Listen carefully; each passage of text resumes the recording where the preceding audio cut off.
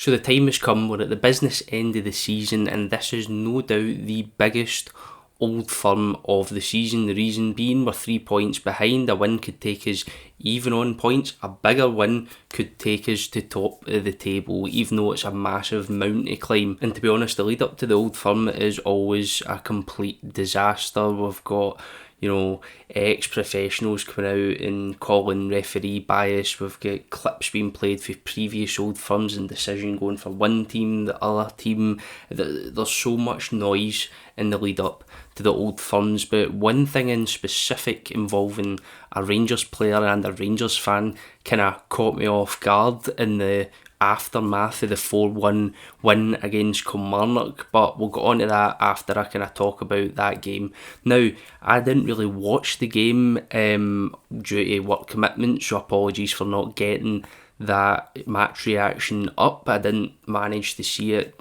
I was working, it is what it is. But having watched the highlights, having watched some of the bits and pieces of the game, I can talk about the bigger parts of the game.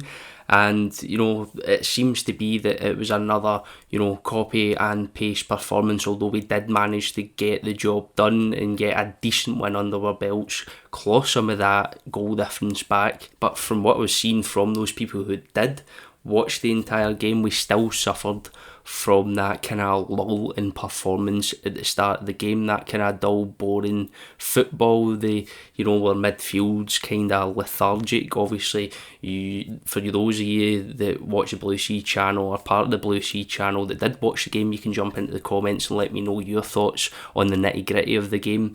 But a couple of points that stood up to me was that, and even though Silva managed to get a goal in as well, there was a lot of noise about his celebration, which I did see, and my thoughts on that, to be honest, is, a celebration like that is going to wind up the fans. A lot of people were debating whether it was, doing that kind of gesture, showing the fans his shirt, kind of showing off attitude was towards the media, but it seemed to me that it was towards the fans. And listen, see if he had a decent season, I'd say fair enough, bite a bit back if you think that the criticism's unjustified. But for me, and I think I'm speaking for every single Rangers fan, the criticism of Fabio Silva is completely justified. I think he's got 3 goals or something like that since he signed for us.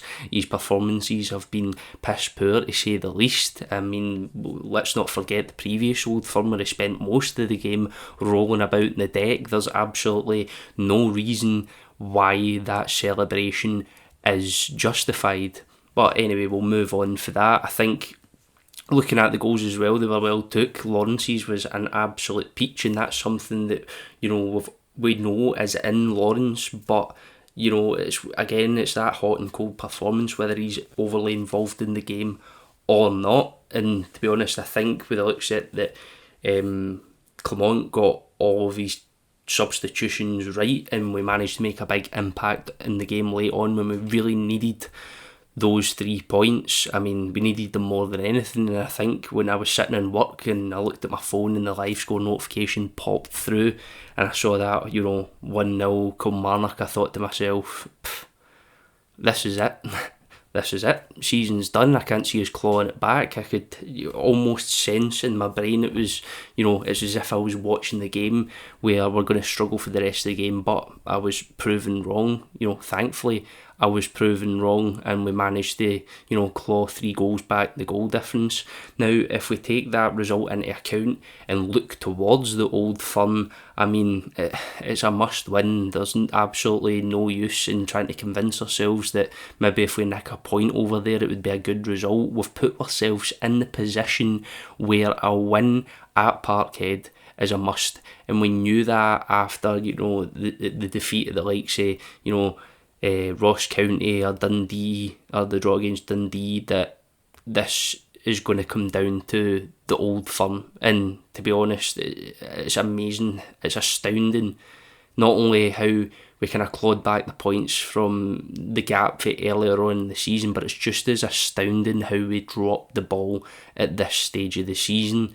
And listen, get into this Old Firm, I'd struggle to find a Rangers fan like myself who is overly confident about getting a result. The main thing for me looking towards this game is I think to myself, you look inside this squad and you think to yourself, who's that goal getter, who's that game changer, who's that person that you can almost rely on and say, he's going to do, even if we don't play well, we've got a player here who can do a bit of damage to them. And to be honest, when you look at our front line and the way our midfield have been performing lately, you kind of struggle to find that player, you struggle to find that spark. And let's be honest, if you're going by our previous games, if we have those lull in performance in any part of that game, Celtic will do to us what they done when Tav made that mistake in the last Old Firm. Like, that can happen very easily. They've got those kind of players that can do that. This team almost need to realise that during those 90 minutes, there's not a single minute where you can drop the ball. There's not a single minute where you can almost hide or you can lose concentration. Not a single minute. And it's made even worse at the fact that it's at Parkhead, because you're going to have their fans all over the top of you for the full 90 minutes.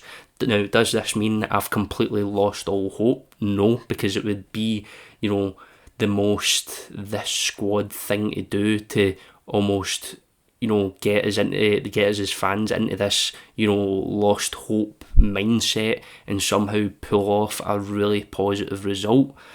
I mean, we've done it many times in Europe as well, but I'm going to be negative in the lead up to it, but we all know how we're going to feel when we wake up on Saturday morning and it's 9 o'clock, you've got the breakfast on, some folk might even have the cans cracked open, and you start to get that battle fever going as well. So that's just how it is. That's how Old Firm days go. Now, in the build-up, as I said, there was something surprising, and it involved Borna Barisic. Now, it only came to me, tonight, watching this clip, and it seems like there was after that 4-1 win, players were coming out for the stadium. A lot of fans had kind of held back, mainly children, to get their shirt signed and things like that. Obviously, say mainly children, you'll have a lot of folk there who's want a shirt signed and they'll stick it straight up onto eBay as soon as they get up the road. But, it looked to be that kind of light-hearted, get the shirt signed, players got onto the bus, they got up the road. It is what it is. But there was a moment in that where you can see in the video, which I'll play now.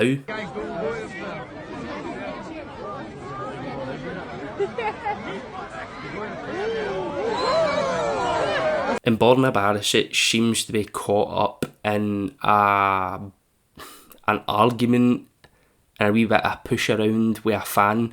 In my opinion on this, I've seen a lot of people say, well, Borna Barisic should be the bigger man here. It's embarrassing he's reacting like that to a fan. Listen, nobody knows what was said, but judging by that reaction, it must have been something, and it must have been enough in it to almost trigger that response, And the thing is, I think to myself, there's kids around. Whatever he said, it's no something you say to a player in the presence of kids. Now, I'm all for during the 90 minutes, if a player makes a mistake, you give them a bit, maybe they give you a bit back, but there's a time and a place to do that, and I don't think it's here.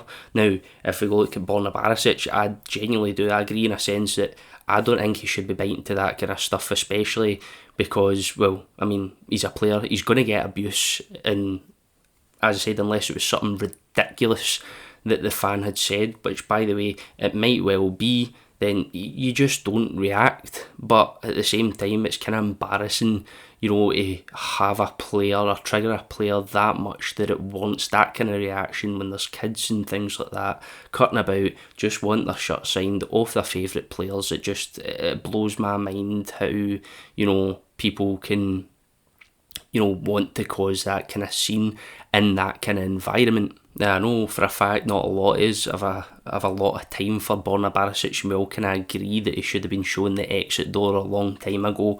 However, I just can't put myself in the headspace where I'd be that worked up about a player that had caused that kind of scene. But anyway, back onto the Old Firm. I feel like if Rangers managed to get the job done, it's still almost an uphill battle because I still feel like we're swimming against the current. I still feel like there's faults within that team. There's obvious, there's a gutting that needs to happen during the summer, and we, need to rebuild a large part of the squad. Some may well be the bigger leaders in the squad. We've got a lot of players who, were key players at one point that are almost squad fillers now that need to be moved on.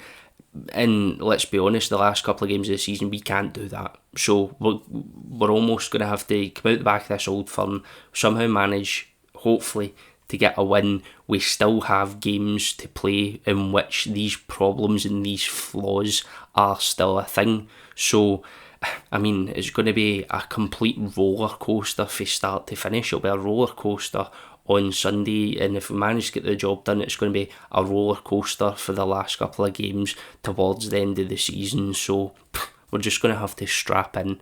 But what I want you to do is I want you to jump into the comments. Let me know what you thought about the whole Barisic fan situation. Also want you to let me know what your predictions are for the Old Firm coming up as well. And what kind of team do you think Clermont's going to put out? Do you think the likes of Silva is going to feature after his antics at the Kilmarnock game? And remember, the Blue Sea Patreon is available. We're going to be putting a decent amount of effort into that. We're working out a wee bit of content strategy with that kind of stuff. So if you want to head over there to check out what content we've got there just now, the link's down in the description next to our socials, and I'll see you next time.